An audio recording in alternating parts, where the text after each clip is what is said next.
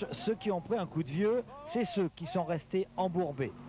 Tant et si bien qu'après le passage de 38 voitures, tout s'est arrêté. Le temps des premiers est seul pris en compte. Tous les autres, même ceux qui n'ont pas participé, bénéficieront d'un temps calculé sur une moyenne. Victoire d'étape donc pour Arnoux devant l'Artigue et Auriol. Saby 8e perd du temps. La preuve, l'Artigue ce soir est le nouveau leader du général devant Auriol, sous réserve d'une pénalité de 5 minutes non encore confirmée. Saby rétrograde à la 6e place. Une moto, 2 voitures et un camion d'assistance ont abandonné.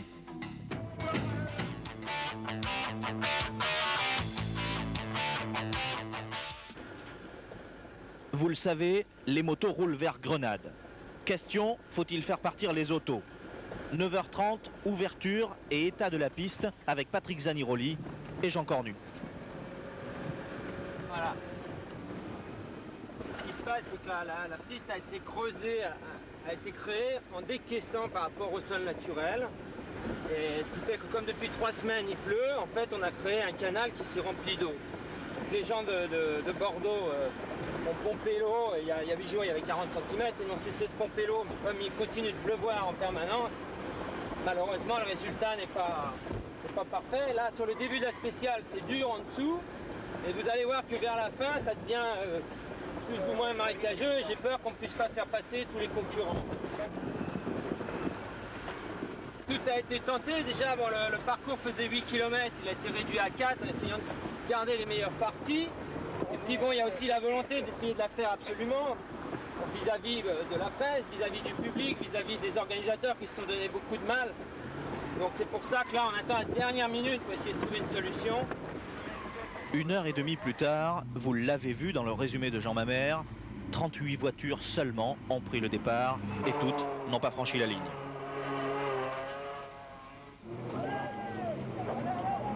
En voyant ces images, étant debout, vous devez vous demander comme nous pourquoi on a donné le départ dans ces conditions. Résultat, épreuve neutralisée, réponse de certains pilotes. C'est pas de la faute à Fenouil, lui il respecte les spectateurs, tu vois. Mais il aurait fallu s'y prendre différemment. Ah, c'est tout, chier parce que voilà, ça c'est nul là, la caisse, on a travaillé pendant 9 mois et voilà ce qu'on a là.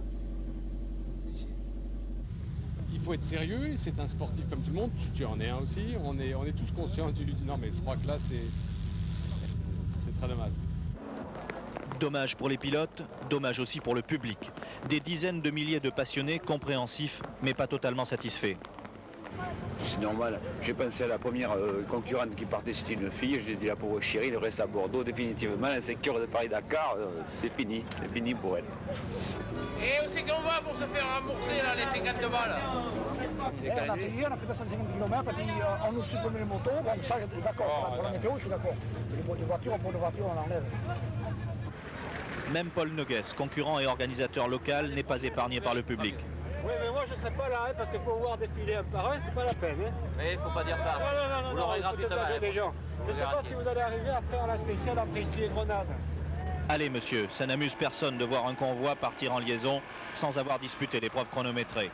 La météo sera peut-être plus clémente l'année prochaine. Et puis, ces épreuves spéciales en France sont souvent le seul moyen pour le public d'approcher les candidats à l'aventure africaine. Alors il faut qu'elles vivent.